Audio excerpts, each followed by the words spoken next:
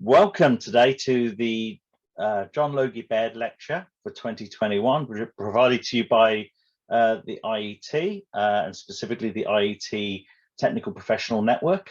We're here today with some excellent experts who are going to give a presentation on both the past and the future of media. We're here to go and look at the 150 years of media pretty much since 1871, when the IET was originally founded. So you obviously got myself here giving you this brief introduction. Our experts today are Julian Clover, the editor of Broadband TV News, and after that we will have Andrew Curry go into the future, who comes from the director of futures for the School of International Futures. Probably a little bit too many futures there, but we'll see.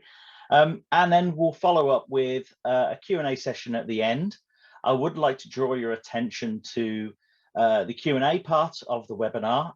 Please do take time and ask some questions there. We will come to those questions at the end as we go through the event. So at the end of the event, we'll take those questions and raise them up, and hopefully we get a good discussion going.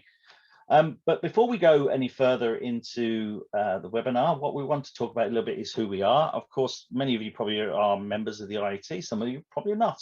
But the IET has been around now since 1871 under one of its many previous names, it was founded as the Society of Telegraph Engineers. And of course, its purpose actually hasn't really changed over the years. It is actually still to advance now engineering and facilitating the exchange of information and ideas amongst its members, as well as doing many other more professional tasks, even all the way over to the IET regulations regarding electrical wiring, for those of you on that side of the fence.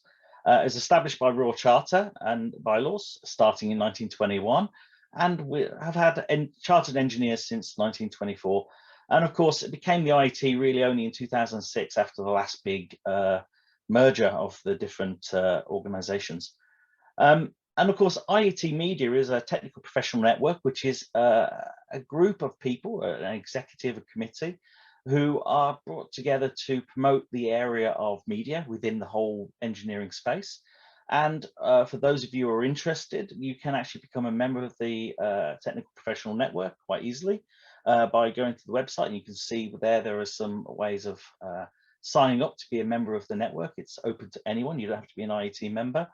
And of course, we would love varying levels of engagement and involvement in events like this, right up into the looking for new people to come onto the exec. So please do come on board and join in and see what we can do. So given that, I would like to then hand over really to our first presenter, which is Julian Clover. Julian, take it away. Thank you very much, Ian. Good afternoon, everyone. Let's just start off by sharing the simple slide. We're going to go back to 1871, at the founding of what was then the Society of Telegraph Engineers. And I've got about 20 minutes, I think, to bring us up to date.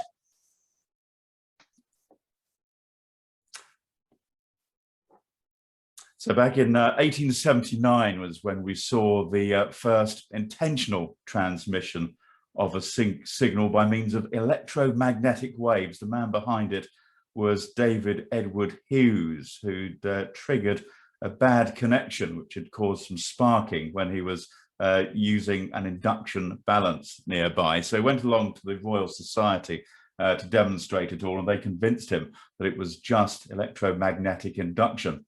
He was also working on various forms of microphones, which of course are an essential part of the broadcaster's toolkit. And these days, though, perhaps better known for the Hughes Medal, which is given to scientists in recognition of an original discovery, which I suspect we'll be talking about plenty of those over the course of the next little while. He died, quite a rich man, in 1900. And left a bequest to the IEE. A few other patents came along over the course of the next few years. Alexander Graham Bell got his first patent for the telephone. And then, of course, there was also Hertz, who proved radio waves to exist. It's a gentleman, I guess we have a lot of thanks to for that's Marconi. Because a lot of these people who we'll hear about, they weren't, they might have started things off, but I guess like these the pioneers got the arrows in the bag, and others went forward with perhaps slightly better versions of their inventions to take forward. In 1895, these are the Lumiere Brothers. They showed the first public film screenings in Paris. The following year, public cinemas began to open in France, no doubt followed by a few French regulations to ensure that enough French films were shown during the course of a week. In 1919, this is the building used by the Nederlandse radio industry, who made their first broadcast on entertainment only, which really launched the start of radio services. And throughout the 1920s, the decade which was to follow, broadcasts would get underway from around the world. We saw in 1920 regular broadcasts beginning from countries that included Argentina and the United States, the first news program broadcast there. 1921, the IEE was incorporated by royal charter. I had to cheat on this, actually. It was the colour photograph that I popped into black and white. It seemed the easiest method in order to do things. And of course, listening to the radio, various devices and methods were used, not particularly portable, those sets. Now, this is John Logie Baird, by the way. He demonstrated his TV system to the BBC in Savoy Place, their then headquarters, in March 1923. They stayed there until 1932. Of course, to start off with, it was the British Broadcasting Company. Only later did it become the British Broadcasting Corporation. Who knows, they may have to change their name back again at some point.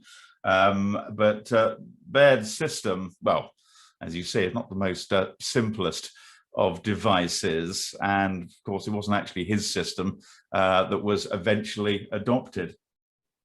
But we did see in 1931 the first outside broadcast of the Derby. A year later, France saw its first television transmissions, and in 1932, the BBC started transmissions themselves from Alexandra Palace, or Alexandra Palace, which is, I think, is how it was pronounced at the time, their home. And I kind of, if I go down on the train from Cambridge to London, if I get on the right route, it's nice to sort of have a look out and see that. So already American imports, of course, finding their way onto British television in the 1930s. This is Mickey Mouse. I'm sure you recognise him. He had the unfortunate problem of having his cartoon taken off the air at the outbreak of the Second World War. But for anybody who was worried that they'd missed it when the BBC transmissions resumed after the war, the same cartoon was shown, picking up exactly where it left off. Now, I have to say, I love all of this kind of stuff. This is an early example of a BBC logo, which was used in the 1950s. It's sort of these heraldic symbols that you see, and there was sort of a brief period, I think, in the 1990s, where they brought back something like this to introduce the news bulletins with that nice sort of Wagnerian theme that they then had in the background as well, and the orchestra striking up kind of took you back to the days of this, the then BBC television service. Of course, not long after that, we've up to the 1950s now, and the launch in the date down, 1954, there we are, the launch of ITV, initially in London. Associated Rediffusion. Rediffusion had a TV rental company as well, if you wanted to go and rent a television set. The Associated comes from Associated Newspapers, the publishers of the Daily Mail, who were early investors. Pulled out, they kept the Associated name for quite some time after the group left. And it's interesting that it's one of these things which sort of comes back every decade or so, where Associated Newspapers again have another little go at investing in television, which they've done so through the years. But obviously, gradually, the various other ITV companies came about. London was interesting because I guess most of us probably remember when it was Thames during the week, London Weekend at the weekends. When it all started, it was Associated Rediffusion during the week and ATV at the weekends, who then went on to also get the franchise for the Midlands. And at one point, I think it must have been the Independent Television Authority then, basically complained that ATV Midlands was making too many of its programs in London. Again, you know, some things never really change. Now, here's a big moment. So good, it even had its own musical track in the charts dedicated to it. It's Telstar, which was the first satellite TV relay satellite. It was launched in 1962, and that's when it made its first broadcasts. 2 years later, 1964, the start of BBC Two. I love the story of the launch of BBC Two. They had two kangaroos, Hullabaloo and Custard, who were the promotional characters who were appearing everywhere to promote the launch of BBC Two, or Channel 2, as it was occasionally called. Of course, We'll Start Shortly. Well, that kind of tells the story of the opening night, which didn't really happen. And viewers ended up seeing sort of news bulletins read by a guy called Gerald Priestland, who went on to be the BBC's religious affairs correspondent. So an interesting connection between him and Martin Bashir, which possibly wasn't expected 50 years ago.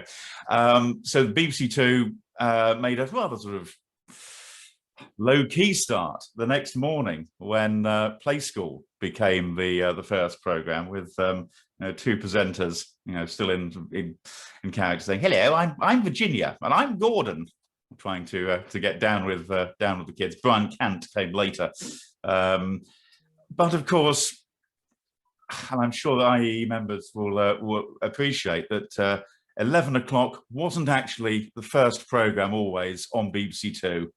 There were other shows as well. The Test Card, of course, good old Test Card F made an appearance. Bubbles, the name of the clown, for those of you who'd forgotten.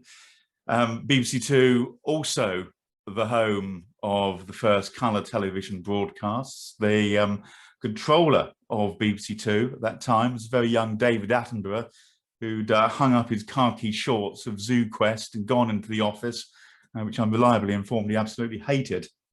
But he did get involved with, I guess, a series of innovations, and one of which, of course, was colour television. BBC Two, when it launched, was using a massive 625 lines as opposed to the old 405, and that gave the opportunity for colour.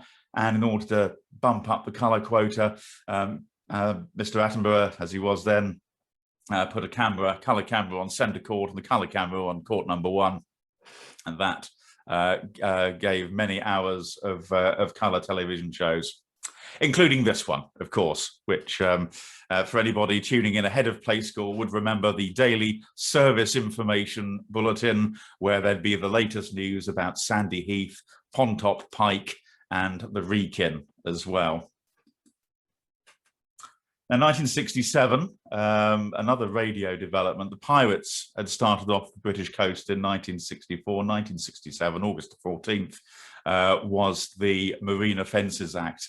And that forced all but one of the pirates, this is Mi Amigo, the Radio Caroline ship that eventually sank, of course, in the mid-1970s. But they gave way to Radio 1. This is the famous picture on the steps of, I think, All Souls Church next door to the BBC. There's some very familiar faces in there. You can see in the second row, Bob Holness next to Terry Wogan, Barry Aldous, who went on to Radio Luxembourg, Ed Stewart in the white, Pete Murray to his left, one of a number of presenters who were sent off to Radio 2 because at the age of 30 they were deemed too old to be on Radio 1 anymore. Should also point out John Peel, of course, bottom right of the picture, and many other well-known presenters. Into the 1970s, we had the arrival of teletext services such as CFAX. When you weren't seeing Test Card F, there was an opportunity to hear the latest from Norrie Paramore and his orchestra, accompanying pages from CFAX, in which the page would rotate round and round and round. Because you might not have had one of these rather, and I'm grateful to Ian for letting me have this picture. This is fab. It's a teletext adapter. If you didn't actually have a teletext TV, you could have an adapter. My favorite thing about this is the operating instructions and the font. In the 1970s, every futuristic program used that font just to demonstrate how far and future looking they were. Commercial radio started in 1973. This is my friend Paul in the production room of LBC, which was the first commercial broadcaster on UK soil, commercial radio broadcaster. LBC started 1 week, Capital Radio started a week later. This is my regional news programme. I've known it all my life. The presenter here is Ian Masters from the mid-1970s. They were the last BBC English region to go colour, and they did so 5 years, I think it was, after colour TV was introduced on BBC Two. I think we're now waiting much longer than that across the whole country for regional television to have HD broadcasts, at least outside of the regions of Scotland and Wales and Northern Ireland. Sky Channel, one Sky Channel, started in the mid-1980s. They the first broadcaster was something called satellite television in 1981, which I think Murdoch bought into and created Sky Channel, broadcasting Scandinavia and the Belgian and Dutch cable networks as well. Super Channel came a few years later with investment from Richard Branson and also most of the ITV companies of the time, other than Thames, interestingly enough. 1989, a massive 4-channel service was launched by Sky in analogue from the Astra satellite. They were followed by British satellite broadcasting, which was probably as British as the BBC was, and as we all know, didn't last for very long. Now, here's something that apparently today you can watch Friends on a reunion, but we probably should point out in 1994 the first episode was transmitted, and the first time that the ability to purchase Jennifer Aniston's sweater was mentioned at an industry conference. DAB radio launched in 1995. I love the retro radios. It's an interesting concept. Sell something which is supposedly modern and high tech with a radio that wouldn't have looked out of place in my aunt's kitchen in the 1950s. Robert, so you do some rather nice sets, both technically and also visually. A number of launches started to take place. I regard the launch of Sky multi-channels as very significant. The Astra 1B satellite had just launched, and this gave rise in 1993 to the multi-channels package. So outside of sport or movies, you hadn't paid for Sky channels, but the attraction of things like Discovery Channel, and I think, I'm trying to remember who else was part of the package there, lifestyle channels, UK Gold, all of these channels started to emerge. And it really, I think, kick-started multi-channel television proper. Heading through the 90s, of course, we had MPEG-2 standards published in 1996, the same year. The DVB began to orchestrate their many standards, which became so important for us. We had the launch of digital services. I'm thinking Wizia TV, targeting Poland, if memory serves me correctly, all the way from Kent. And then there was NTL was starting their services, cable and wireless, Telewest, all of which, of course, folded in. You know, the cable here in Cambridge. In fact, the original Cambridge cable head end is in the next street to where I live. But like everybody else, that's gradually folded in as part of what is now Virgin Media. Of course, we had digital terrestrial, the launch on the 15th of November 1998 of On Digital, later ITV Digital. As far as I'm aware, the only person still in work is Monkey, who got a lucrative contract selling tea after the collapse of ITV Digital. All sorts of reasons for that, overpaying for sports rights. Some people never learn. There was obviously also a piracy issue, although my favorite piracy story of ITV Digital isn't really about piracy at all. It's simply the fact they had some old Dutch smart cards, which they stuck a label over saying ITV Digital, which if you started to chip away with it would come off quite easily. Gave way, of course, to Freeview, free-to-air platform, which is with us today, only with a much better logo. Netflix began its service in 1998 as well. But of course, initially it was DVDs through the post rather than a streaming service. Sky Digital began. I think it's fascinating if you look through this list, and note this is an early one, note the absence of ITV, which was not on the platform for I think a couple of years actually. You had to press TV and then that, and then or basically stay with the Sky platform. But many of these brands no longer with us. Paramount, I guess it's kind of coming back as a streaming service. The UK Bravo, Challenge TV is still there, but Granada Plus is gone. Disney gone now as a linear channel. Living, I've kind of lost track of what that folded into. And UK Gold still with us under the brand of Gold. We went from 4:3 to widescreen. EastEnders went widescreen in 1999.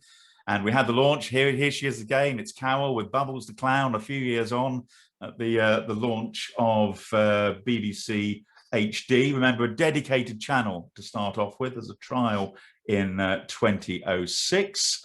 We also had the launch of the BBC iPlayer. I realise it's a 4:3 shot of the BBC iPlayer. We had digital text replacing CFAX. Of course, teletext was on ITV beforehand. It was Oracle. There's a page number you can probably see at the top here. At the beginning of it all, there was this wonderful battle between News and Current Affairs, which had run CFAX, and the web department, which was taking over the interactive aspect of things. So initially, there was no page numbers were on the digital text service, so you could get the weather forecast for your area in 15 easy steps. BBC HD gradually morphed into an HD version of BBC One, except in the East, of course, where Look East and all the others still remain in standard definition. And we see this again,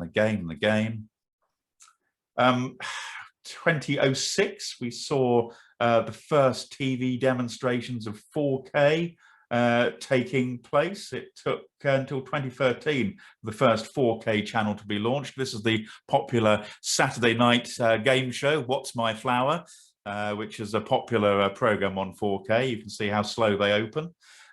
Launches of yet more channels. BT Sport in 2013, who took up the rather dodgy position of being the pay TV provider that wasn't Sky with Premier League rights, which had seen off Setanta and saw the departure of ESPN from the UK. We're now seeing more and more streaming services. Netflix, of course, well established. Amazon, Disney Plus, the new kid on the block, racing away to 106 million subscriptions across the world. We're seeing new guys entry. The interesting thing, though, of course, is that Disney Plus takes all the Disney content that you and your kids love and a whole load of other things besides. They get pulled from the linear service. you're paying an extra £6 a month. I have to ask the question, Disney has some great content, so do all the others, but how many extra £6 a month can everybody actually afford? I think they'll have, sooner or later, there will be a gap for that. Increasingly high-tech displays, which kind of roughly takes us up to the present day, to 2021. I don't think I can agree with that. I don't think that was particularly comprehensive. Hopefully it gave you a taster of what we had in times past. But the more exciting thing gets to be done by Andrew now, because he is going to look into the next 150 years. Thank you very much indeed, Julian, for that entertaining talk, which flashed me back to my TV career in the 1980s and the 1990s, and a grim 18 months I spent at the end of that time working on the pan-industry cable digital plan, which actually, when we were working on it, we always knew that none of the numbers stacked up, but we also knew they had to do it to compete with Sky. So the fact that the cable industry collapsed in a shareholder nightmare was kind of predictable from the work that we did.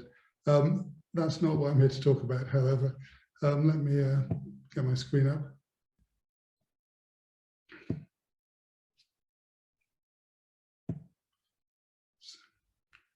Thank you. I'm hoping you can see my screen now. Perhaps Ian can just sort of nod at me or something. Thank you. I'm a practicing futurist, and I'm delighted to be here to speculate wildly about the next 150 years. May not get completely to 2071. I work for the School of International Futures, which is a non-profit public purpose futures practice. And what I'm going to do is just try and tease out what we might know about the next 150 years. Peering through a glass darkly, I'm also going to go a little bit broader than television. So where to start? When I was doing the research for this, I thought I might be able to take a clue from Ray Kurzweil, who said in The Age of Spiritual Machines that the 21st century will see 2,000 years of progress at today's rate. And that sounds quite exciting. But then I discovered that H.G. Wells had said pretty much exactly the same thing about the 20th century in 1902, which of course reminds you of Niels Bohr's, probably Niels Bohr's famous quote that it is too difficult to predict, especially the future.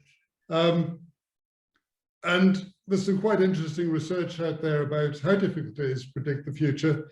In 1937, the US National Academy of Sciences predicted the breakthroughs that would shape the coming decades.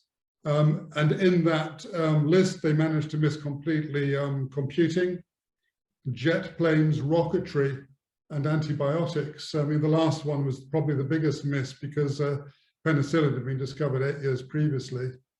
And in some ways, the French artist Albert Ribida did a bit better than that. Ribida had a great career in the 1880s and early 1890s, sort of looking ahead at the year 2000. He thrilled French society with this stuff. And this is his Cinémaphone téléphonique, which actually looks a bit more like a video conferencing tool. This is his Téléphonoscopique, which actually looks much more like cinema. This one isn't really about media, but I do love it, which is A Night at the Opera in the year 2000, which is personal air transport in the year 2000, but with 19th century fashion, 19th century design, and 19th century social relationships, reminding us perhaps that there's more to the future than technology. And that thought, which is there's more to the future than technology, makes me pause when I see some of the kind of very technologically deterministic views of the future, which seem only to push Silicon Valley buzz kind of as far as it will go. This is Michio Kaku, who's made a very successful and very lucrative career out of doing this. I'm not going to read out all of this quote, but the internet will be in your contact lenses. So we will be like the gods of mythology manipulating the world around us. Well, maybe we will. So maybe it's time just to catch our breath a bit and come down to earth for a moment. futurists do have some organizing methods to think about the future. It's about systems. We believe that system change starts from the external environment. It takes a long view of time, looking backwards and forwards, and it looks for patterns. And in the time that I've got, I'm going to just try and use these kind of organizing principles to just sort of tease some ideas out here. So change starts from the outside, and this is the metaphor I normally use, which is about a fried egg in a pan. The pan and the oil, the external environment, heat up first, and then the white of the egg starts to harden. It's the kind of the operating environment, or maybe the sector, and then finally the yolk feels the heat and starts to cook, and that's obviously the organization. So looking ahead 100 years or so, 150 years if you want to, what can we expect about the future? And we can expect some things. We can expect that global population will be smaller. You know, whether you go for the United Nations higher end projection or the more conservative projections that are out there, they all see population shrinking after 2050 or 2100. Global workforce will be smaller. Actually, we know this. This is a penicillin effect. The global workforce peaked in 2012. Productivity will almost certainly be lower because of mixes of services. Cities will have shrunk because of those population effects. Obviously, the world will be warmer. Obviously, there will be, we know, more extreme weather systems. And we're fairly confident, we're absolutely confident that the energy system will be transformed. In terms of time, Elise Boulding, a very distinguished futurist from the 1960s and 1970s, has a useful idea about the 200-year present, in which our current moment is connected to 4 or 5 generations back and 4 or 5 generations forwards. And when we look at those 200-year timeframes, it becomes pretty clear that we are at quite an interesting inflection point. This is a global GDP logistic curve by the forecaster George Barritos, and the line going down is where we are today. Growth is moving from the accelerating side of the S-curve to the decelerating side of the S-curve, and this is obviously what that looks like when you just look at rates of change, going from accelerating rates of change to slowing rates of change. And let me just add to there some of the kind of the various media along that kind of accelerating curve. Cinema probably should be over to the left a bit further. Radio almost exactly 100 years ago. TV, computers, the internet in about 1971, and the World Wide Web, sort of the late cousin, arriving in 1989 and 1994, depending whether you're looking at Tim Berners-Lee or Netscape. And I should underline that this isn't a normative view. This is, this isn't a suggestion that we need to move to post-growth or slower growth. This is actually looking at the data, and it's worth looking at the oil production curve. This is BP data. Their different curves show a very similar pattern. And so does the global population curve, which peaked in 1992. And one of the things we know about systems is that they search for sources of abundance. And the sources of abundance in the present landscape for media are about these things. They're about huge increases in content. I'm old enough to remember the Enemy Book of Rock in 1974, which set out to list all of the worthwhile albums that had been recorded up to that point. And if you, at a time when actually relatively small numbers of records were produced each year, if you try to do that now, you would be drowning in the content very, very quickly. But obviously we have connectivity everywhere. There's abundance there. We have an abundance about algorithmically tailored or personalized media, and we also have vast concentrations of capital and corporate ownership. And I will probably come back. I will come back to that in just a moment. So just trying to look at what that means for media at the moment. And I'm borrowing here a model that the economist John Kay developed. And he developed it in the late 1990s to analyze the impact of the World Wide Web 25 years ago, when everybody was anticipating vast amounts of media vertical integration in the media sector. And what he argued, and this is an economic analysis, was that creators are high risk, high reward. You know, many are called, but few are chosen to become really, really rich. Distributors tend to be utilities with lower rates of return, but reliable rates of return.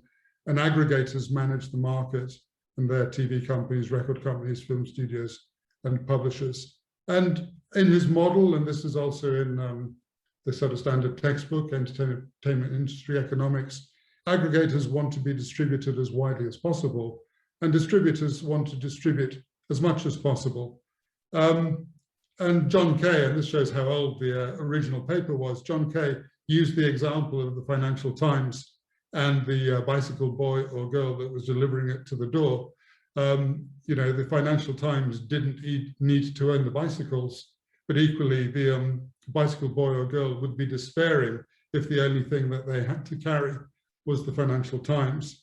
And one of the things this model tells me is that when we see distributors buying aggregators, and we've seen that this week with Amazon and MGM. Julian mentioned Disney's streaming strategy. Obviously, we went through this in the late 1990s with AOL and Time Warner. What that's telling us is either the model is going to change, or actually we're in a massive bubble. The other thing that's just worth reflecting on here is Martin Dale. He has a useful model which he originally built for the television industry, but it's true of other sectors as well, in which, you know, the creative producer, typically working for an aggregator, connects audience, money, and talent. And when you sort of put all those together with where we are and where those sources of abundance are from the previous slide, kind of we do see that aggregators are where the action is, and money is what drives that. It's one of the reasons we have this vast blockbuster culture, both in television and in movies. But when we reach maximum complexity, systems change. Peak rates of growth suggest that we are close to a change, and there's a huge number of variables out there in the economics and social sciences which all say the same thing. John Urry, sadly now dead, a very distinguished sociologist, the system passes through a threshold with minor changes, switches occur, and the properties change. And that threshold could be now. And again, I just want to make sure I'm not misunderstood here. This is just what the data is telling us. And this is actually the argument made by Jonas and Jonathan Salk in their book, A New Reality, based on change in the population S-curve. They call this the accelerating part of the S-curve epoch A, and the decelerating part epoch B, as this change from increasing to decreasing rates happens.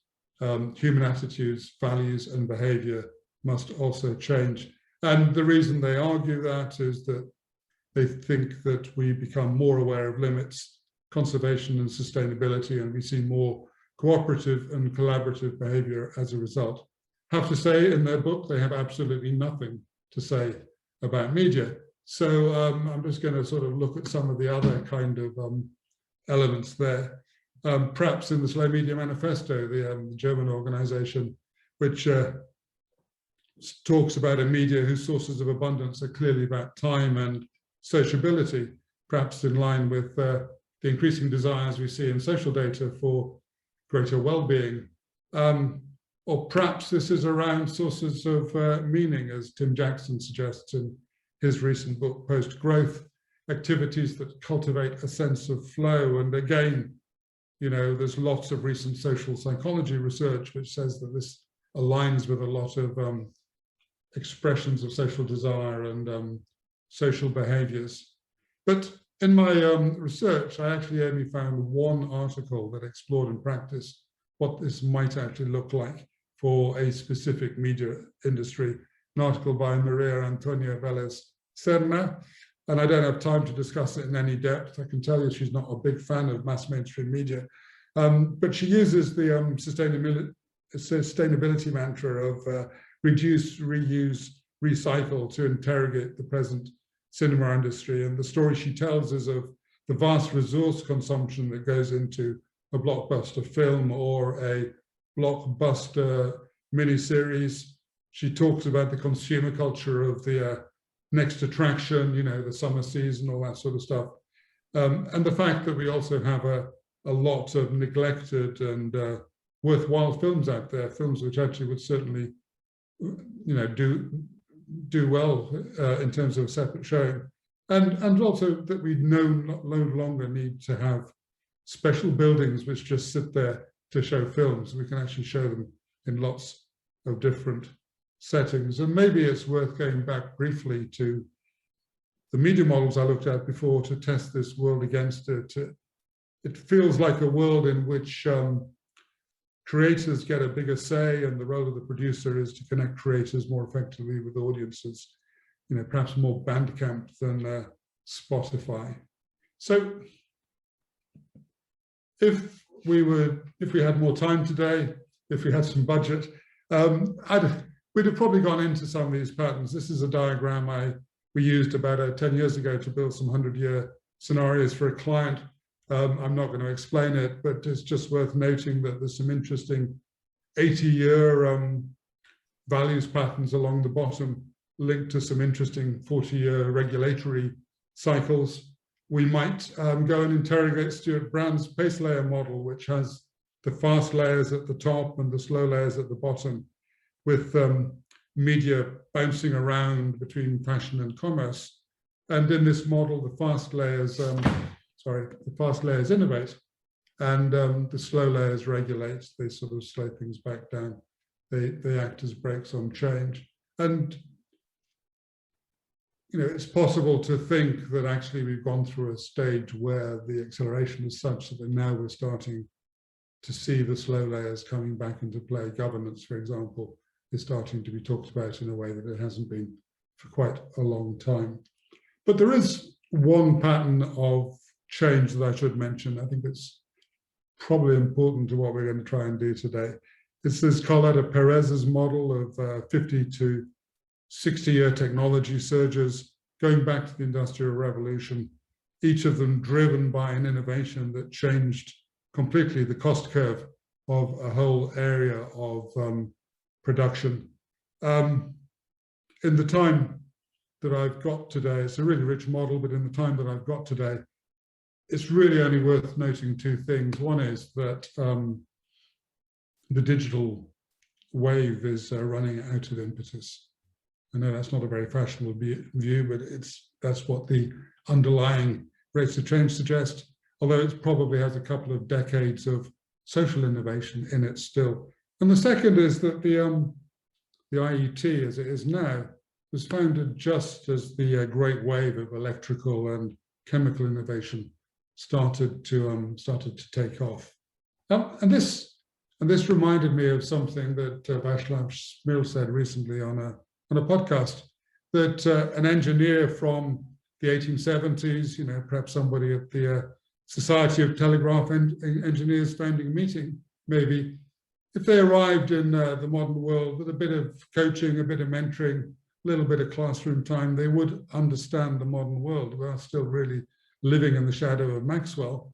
But an engineer arriving at that first meeting from the 1820s would be completely baffled. The underlying models that material models of the world had changed completely. And it's worth going back to Carlota Perez. We don't yet know what the next big technology surge will be. These are platforms, they're not just single technologies.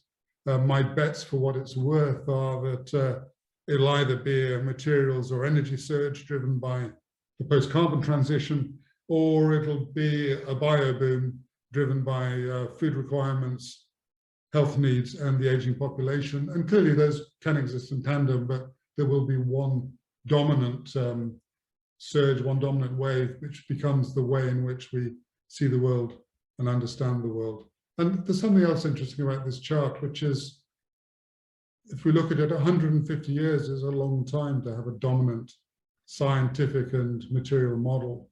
And you know, when I look at the chaos of modern physics, or I look at the kind of resurging new understandings of the way in which, for example, fungi are the connectors of the plant world, it does strike you that a new Maxwell might be about to deal out a new set of cards, even if it would take comfortably 50 years before that starts to have an impact.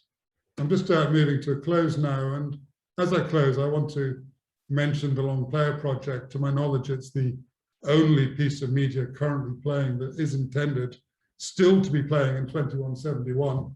And Jem Finer, who's come a long way since he was once the bass player in the Pogues, has defined Long Player to play for 1,000 years without repetition. And so far it's been going for 21 years. And Finer's been working on how to make it durable.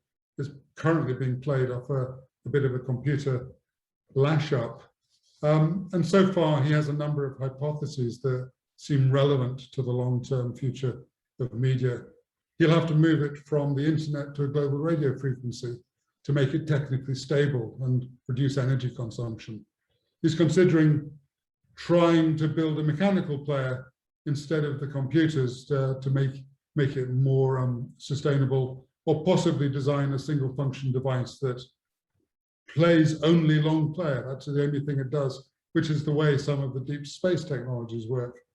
And the other thing that he needs to think about, he says, is putting people back into the system, because the questions finally here are all social questions, because people will also need to act as its custodians to make sure it's passed on to later generations. And as our kind of electrical and electronic media passes into a second century, joining cinema over the next 15, 20 years, increasingly it will need stewards who value it on behalf of us all, and also those of us yet to come.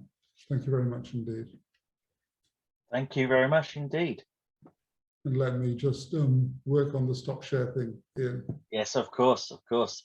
Right, thank you both for that. That's really great. I would like to remind the audience that there is a Q&A feature on the webinar client where you can actually ask any specific questions. I can't see any there at the moment, but that might be a technical hitch. I don't know if Phoebe can look at that. But certainly I've got some questions myself, actually. So actually, it's a question to Andrew. What was interesting about your presentation, actually, is you explicitly talk about external factors coming into play and causing the drive of change, etc. But you never really mention the word technology at all in those pieces. Is that because technology isn't a driver? No, of course it's a driver, but it's also very hard to anticipate. So actually, if you look at sort of the big drivers of change, the ones that are sort of big enough to heat the oil in the pan, most of the work suggests that there's probably 4 or possibly 5 of those. One is demographics, one is values, one is technology, one's economics, and potentially resources. And obviously we're more conscious of that at the moment. And that they're complex systems, they interact with each other. If you go back to, the rise of the paperback book, for example, or the mass media newspaper, that was driven by, the railways, clearly a technology, but also the kind of rise of mass literacy in the UK.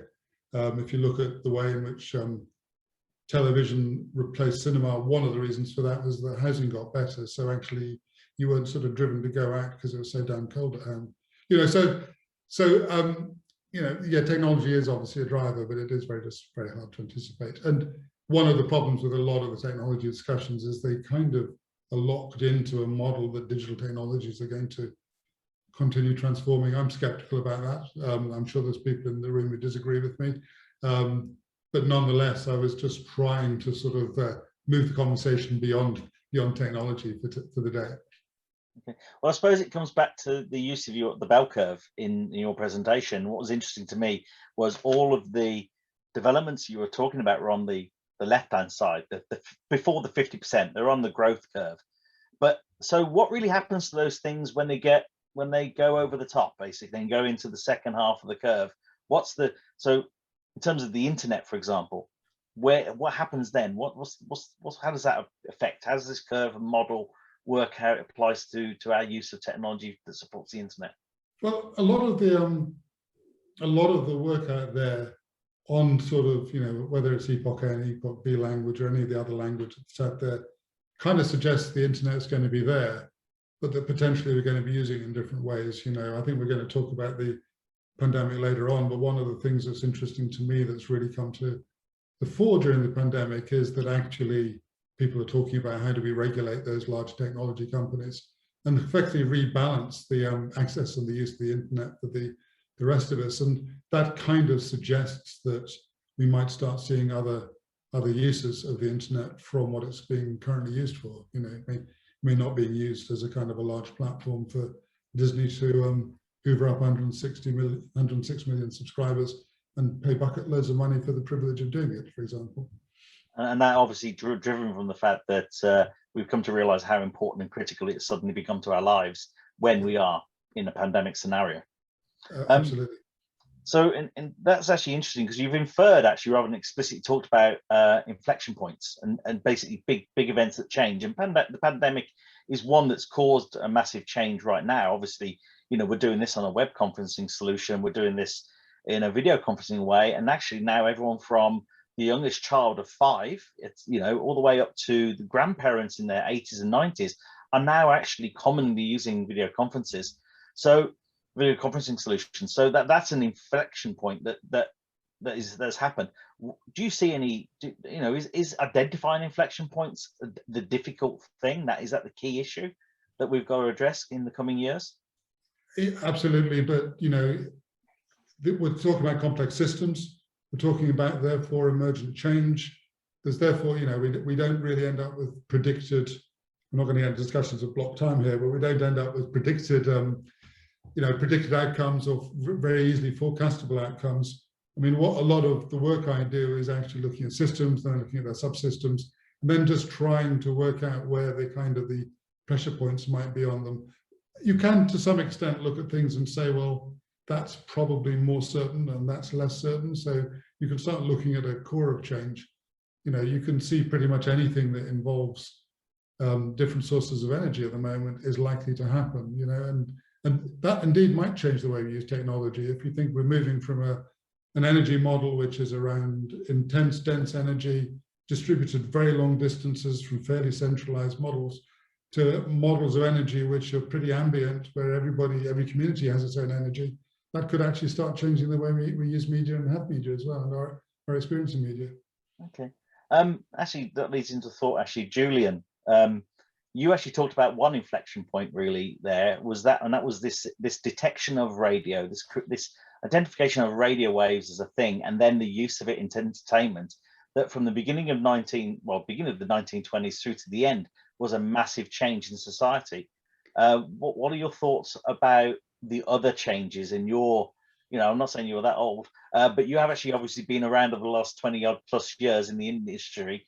What are the inflection points that you've seen has had the biggest impacts in the last 20 years? It's interesting because all the inflection points are kind of about choice, at least from the consumer perspective. They are. There is actually one of Andrew's graphs sort of almost illustrated the point really, in that 1921 I think it was, when the Dutch started their entertainment service. Well, they were giving people a choice. It was the first entertainment-based radio service, and then gradually you had the BBC and Light Programme, Home Service, Empire Service, and so on and so forth. Come to the other end, more recent times, the ones I can remember without actually having to Google the answer to make sure that I'm right. I mentioned the Sky multi-channels thing, but there again, that was 1993, I think it was. But actually, for 30, 40 years beforehand, mum and pup cable systems in the US had kind of been doing a similar sort of thing. So the two big changes, I would say, would be the creation, and it depends. You can start it at various points. You could start it with, you can't really start it with Sky Digital because Canal Plus got there first, Vizio got there first. You could potentially start it the year or so beforehand with the founding of the DVB, or perhaps with with the MPEG-2 standards. But that was a point at which the 30 or so channels that Sky was offering in the UK became 100. 200. So the whole perception, we talk when Boris did his speech a little over a year ago to us all ahead of the first lockdown, that was an audience, I think 21, 22 million viewers, all the channels combined, but still effectively the same show. And even that, is like 10 million behind the famous Angie and Den divorce on Christmas Day and Malcolm and Wise kind of, when it was that big event. So it is becoming more, we get the choice, but that means that, what I settle down to watch tonight, if we're watching television, might be different to what you're watching, to what Andrew is watching. And the strange thing really is that there was the inflection point before that for TV was the one which affects us now, the web. Again, as Andrew said, it depends where you count it from. You can count it from Tim Berners-Lee, you can count it from Netscape, and a few other places as well. But it's that creation of the internet which is now enabling all the streaming services, which is supposedly giving more choice, but actually it's taken that choice away from the service you're getting it on at the moment. What it's really doing is moving the money around, if you like, because if you're a broadcaster, Discovery would not stand up and say, and if anybody from Discovery is on this webinar, they'd probably hate me for saying this, Discovery wouldn't want to stand up and say, well, actually, Sky, I know we've done this year-long deal with you at least, but we don't really need you because we want to cut you out and go straight to consumer so we get more profits. Mm-hmm. But that, ultimately is the end game, and in doing so, they remove content from one place and get it back for themselves. If you remember the start of multi-channels, one of the services around was Cartoon Network. Well, Cartoon Network had to wait 3, 4, 5 years before it could screen the shows that it should have the rights to, because it had to wait for various contracts to expire. They couldn't show Scooby-Doo straight away because the BBC was still happily showing Scooby on a weekday afternoon. And that kind of scenario is happening right now. Contracts will expire, and when those contracts expire, the world is going to look a little bit more different. Okay, and actually that leads into a question raised by Steve from the audience, because he's asked the question of Telstar has been replaced by newer technology. Do you think Crystal Palace becomes surplus to requirements due to streaming sources making the majority of connections? And actually that links to last year's JLB, actually, with where we talked about the end of broadcast and whether that really was going to really happen. And we had a mixed answer last year, but now we've got the pandemics happen. Now we've got the success of Disney, the growth of, as you say, Discovery Plus and everything else. What are your thoughts there about how internet is going to change the media basically media delivery for the next 10 to 15 years?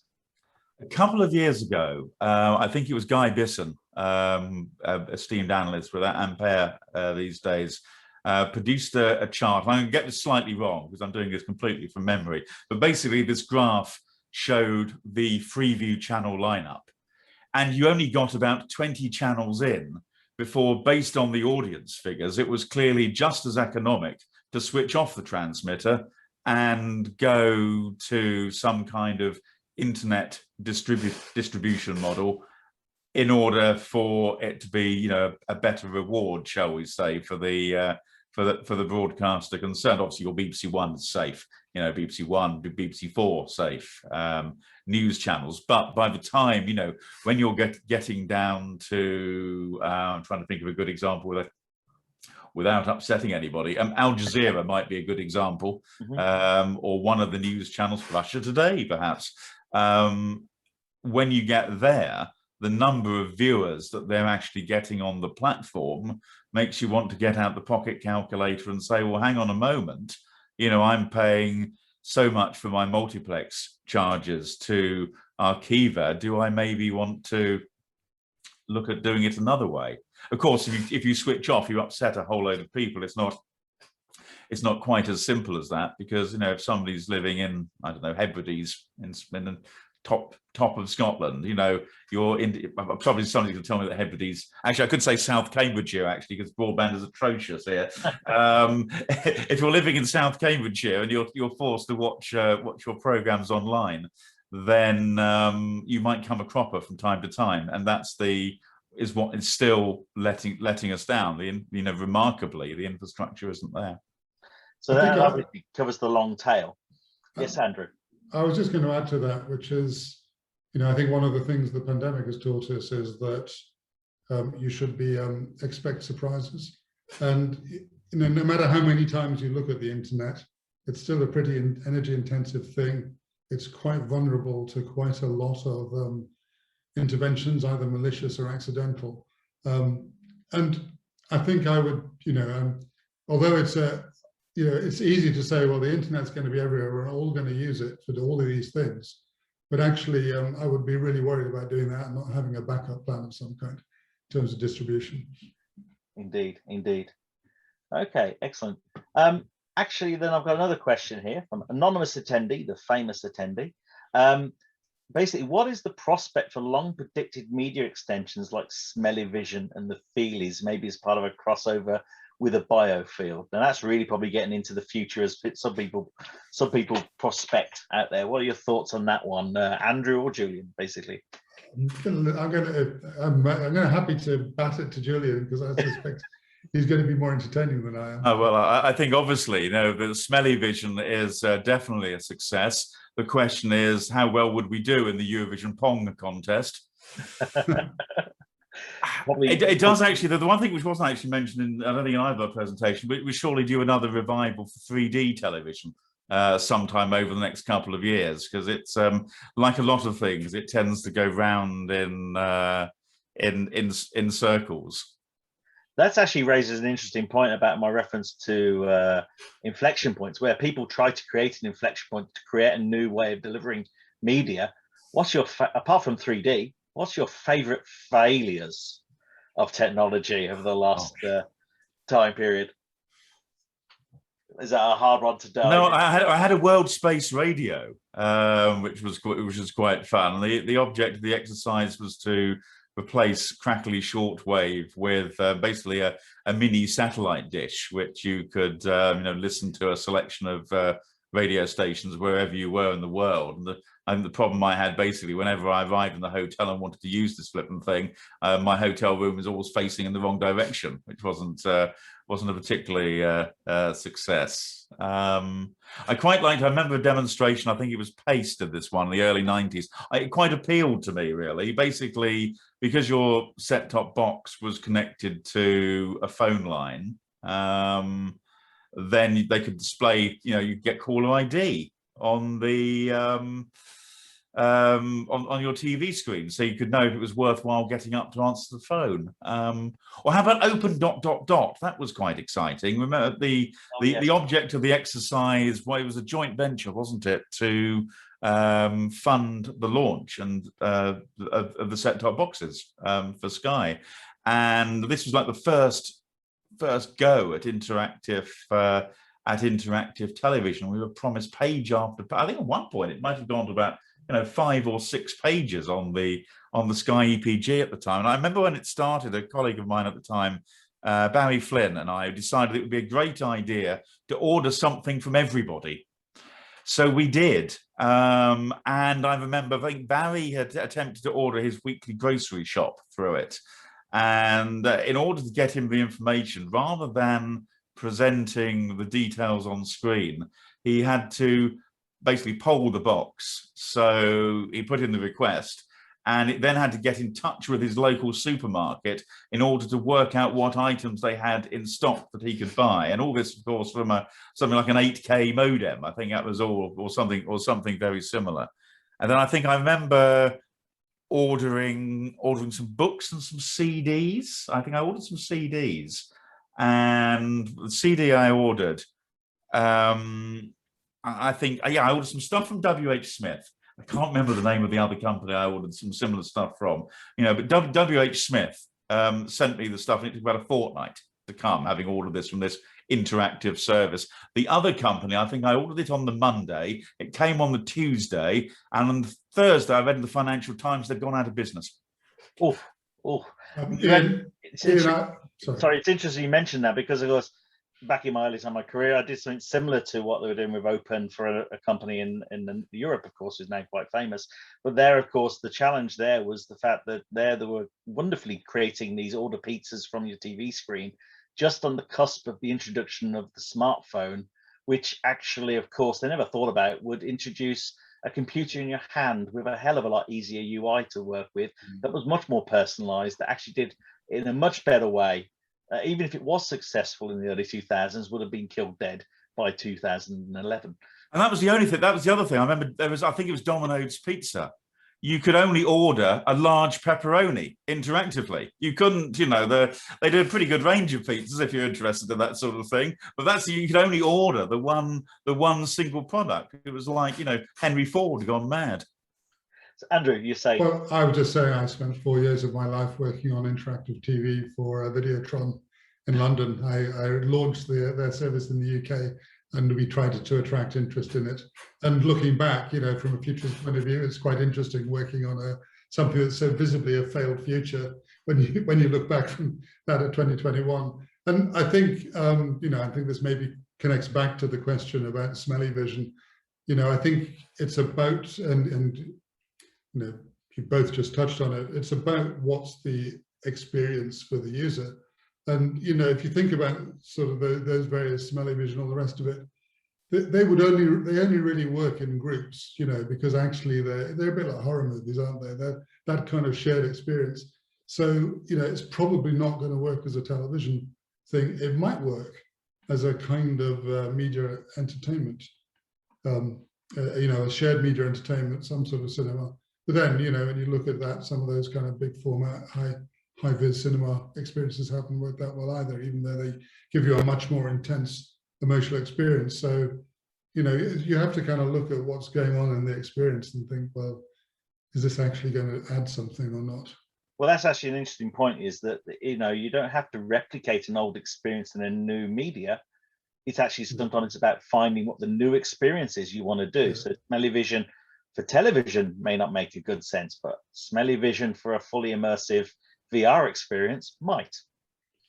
Yeah, but certainly not watching watching the FA Cup whilst in a fully virtualized experience with a big mask on your head. Yeah. So we're actually probably coming to the end of the event. I don't know if actually there's anything that's there's a last gasp here for any audience questions from anybody. But I don't know if there's actually anything, Julian or Andrew, you want to add to the discussion we've had before we come to the end?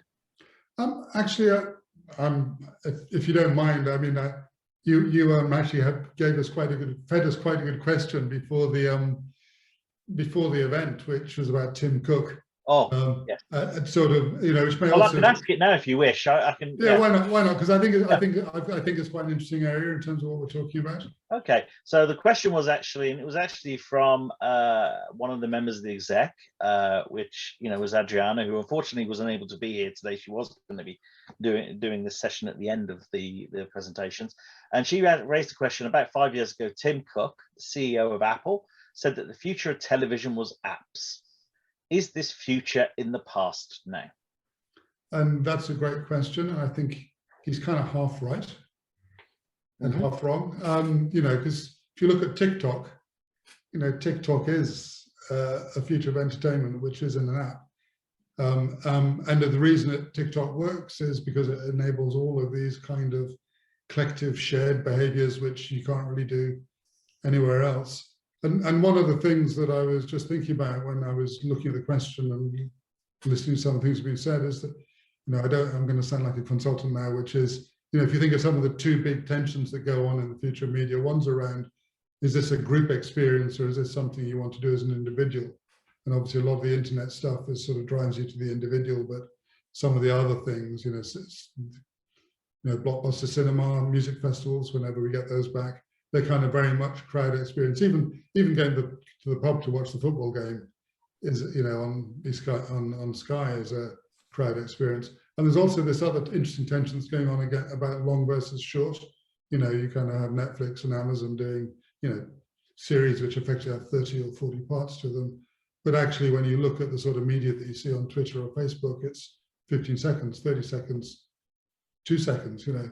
So So there is something quite interesting going on about which particular platforms sort of own some of those market spaces and which ones they can't really compete in.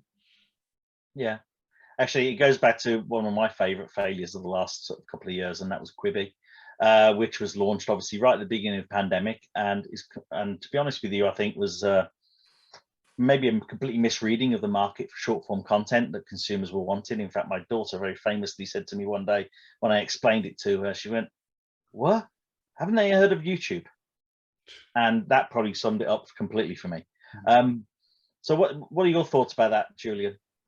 Oh, the Quibi thing reminded me of an IBC, I think it was an IBC session that I went to whenever IBC was last held. My memory is beginning to play tricks on me. And it was Channel 4 were explaining about how they'd gone into short form content to ostensibly, I guess, attract people like your daughter to watch them. And they were saying, oh, yes, we've done this drama, and it's all in 12-minute segments. It's really good. And what we've found is that people are sitting down and watching an hour's worth of them. Yeah. No matter how you want to package it, it's going to end up being the same packaging in the end. I think so. You know, if you've got a TV news show, if you want to revamp it, if it's got one presenter, give it two. If it's got two presenters, give it one. You know, I think we see a lot of these ideas which do come around time and time again, and quite often nobody notices that the last time they were tried, they didn't work. Perhaps the people involved had moved on. So, you know, we do make those, you know, mistakes from the past simply by not paying attention. Yes, a few years ago, IBC, we're talking in probably 2016, there was a presenter on one stage one day was describing how their wonderful app on the television allowed people to order pizza. And I think it's like, did they miss the early 2000s? And did he mention Jennifer Aniston's pullover and how you could buy it on screen now? Yeah, but then again, someone's trying to do that. Someone's really doing that, aren't they, with YouTube now? So we shall see how the success with that goes. I actually have one last question, which will be the last question, and it's coming from Liz. And it's basically, what do you think of the impact of the pandemic on the long term of cinema versus streaming platform media? And I think you've referred to it, Andrew, so you probably have the first stab at it. You know, I think one of the things that's interesting about the history of media is over the last 100 years is the way in which it's sort of driven into the home. And I think the pandemic has amplified that. And obviously at the same time, we all have access to screens that you could only have imagined in 1936 or even in the 1960s. So I think it's going to be quite hard for, unless they can find different economic models, I think it's going to be quite hard for. So I think people want to go to the cinema. I think the idea of the shared experience, as I was talking about earlier, is really important. But I think people are going to be a bit uncomfortable with it, even in a world where everybody has been vaccinated. You know, I think that all of our attitudes around public health have probably shifted a bit. And yes. Anything to add to that, Julian?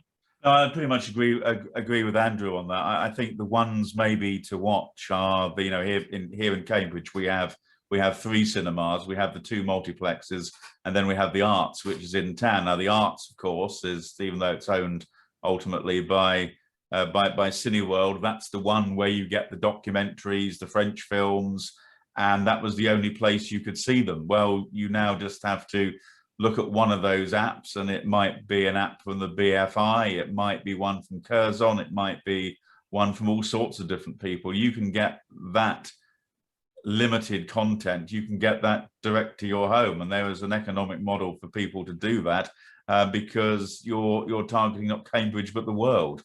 And I think that is something which shouldn't be underestimated. I suspect there'll still be, you know, speculation on the, you know, the release of the James Bond film for the next 5 years or so, and that is one might suggest that end of the spectrum is safe for the time being. But we're not alluding to Andrew's point as to whether or not they get as many, you know, bums on seats as they might have done, you know, 24 months ago, is a whole other issue. And, you know, they may get more revenues from well, their new owners, Amazon, might get more revenues from Mr. Bond by making him pay-per-view quickly. Yes, yeah. It's actually interesting with the Bond film, actually. It has been so long since it was supposed to be released that the product placement of a mobile phone from a particular manufacturer in that film, the phone itself is on the edge of replacement before it's even released. So I think that's really good, really good. shows the pace of change in the consumer electronics industry is significantly faster now than the time it takes for us to release a movie. Okay, so that's it then. We've come to the end of the session. I would like to thank you both for giving wonderful presentations with the dig into the past and the future. I hope everyone who's been watching has enjoyed it. It's a lighter John Logie Baird lecture than we normally do, which I think is great because we've had probably enough Zooms where we've gone into really heavy, meaty subjects. So hopefully there's been no Zoom fatigue during this presentation. And I would just like to say goodbye and hope you have a great day. Excellent, guys.